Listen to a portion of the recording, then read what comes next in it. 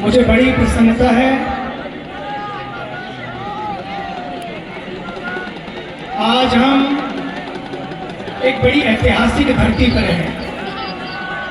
बुंदेलों के मुख से हमने सुनी यही कहानी थी, खूब लड़ी मर्दानी, वो तो झांसी वाली रानी थी।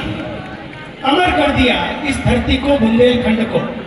लेकिन आज एक बुंदेला, वो बुंदेली थी, लेकिन आज एक बुंदेला निकला है। आज एक बुंदेला निकला है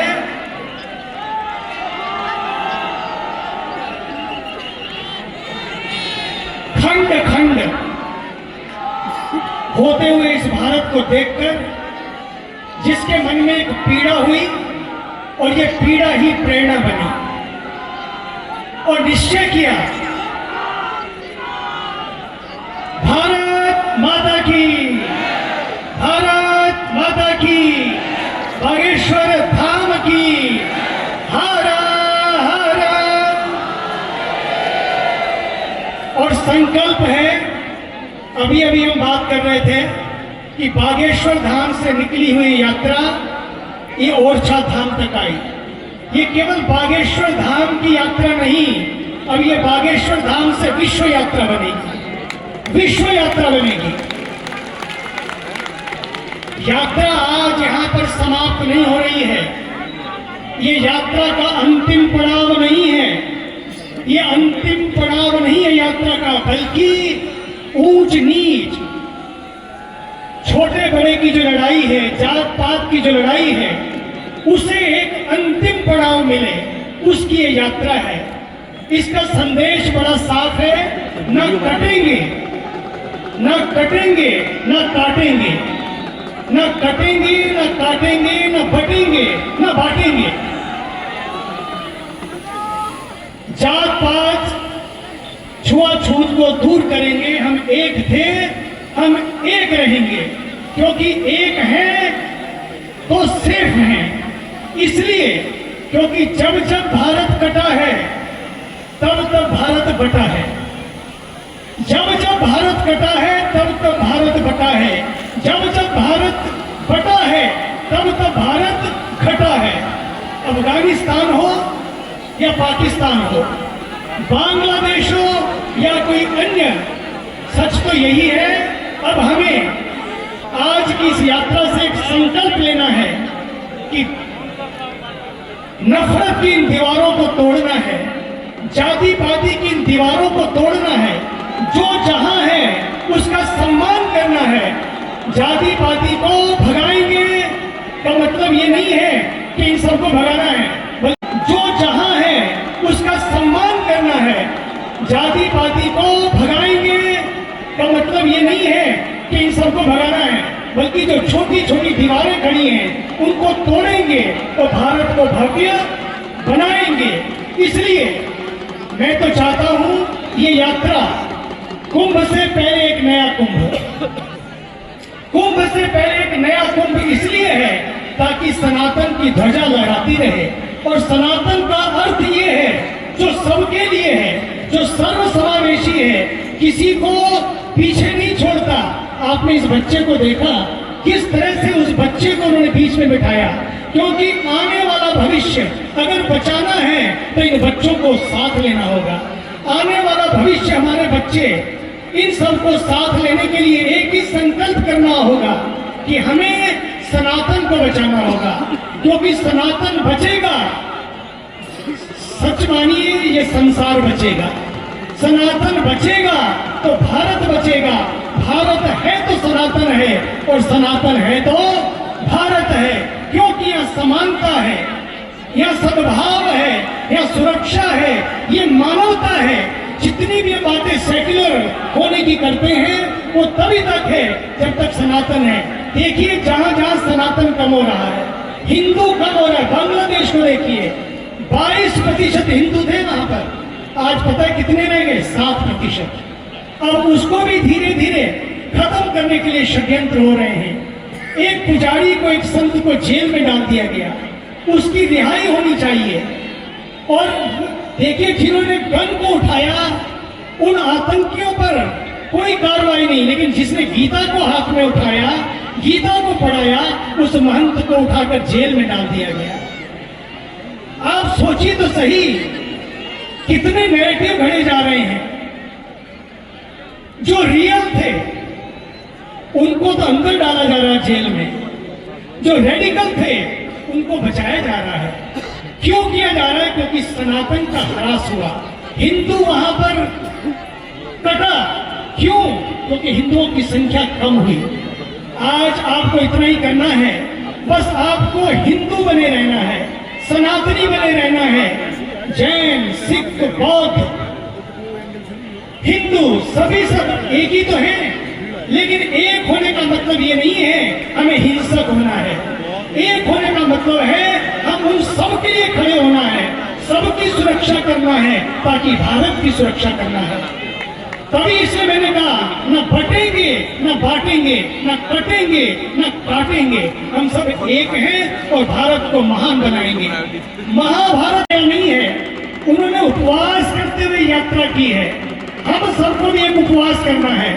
आज हम सब अगर कोई संकल्प लेना चाहते हैं, सनातनी 1 घंटे मोबाइल फास्टिंग, 1 घंटे की मोबाइल फास्टिंग करेंगे और उस मोबाइल उपवास को हम 1 घंटे अपने राष्ट्र के लिए लगाएंगे, राष्ट्र की सेवा में लगाएंगे। घंटे बहुत बजाए, घंटे बजाइए, लेकिन घंटे बजाते बजाते अपने जीवन का 1 घंटा, जैसा उन्होंने कहा, राष्ट्र के लिए समर्पित करिए, समाज की सेवा करिए, ज्यादा से ज्यादा पेड़ लगाइए, ज्यादा से ज्यादा जल की सुरक्षा करिए। अगली यात्रा में एक बात और ध्यान देनी है कि मेरी प्लास्टिक की बोतल, मेरा चाय का पिया हुआ कप, मेरा खाया हुआ वो दोना किसी सड़क पर नहीं रहेगा। एक थैला और दूसरी थाली, अपना थैला अपनी थाली लेकर साथ चलेंगे और उस ब्रज की यात्रा में मेरा थैला मेरी थाली और वो साथ चलेगी और सड़क भी गंदी नहीं होगी, कोई गलियां भी गंदी नहीं होगी, बल्कि इस भारत को स्वच्छ भारत, स्वस्थ भारत बनाकर इस यात्रा को एक नया एक अंजाम देंगे। ये एक ऐसी मिसाल है, ये अपने आप में एक ऐसी मशाल जली है, एक ऐसी मिसाल कायम की है हमारे बागेश्वर सरकार ने, जो न पहले कभी थी। लोग कहते हैं ना भूतो न भविष्यति, मैं तो कहता हूं न भूतो लेकिन भविष्यति, भविष्य में होगी, इससे भी ज्यादा बढ़िया होगी।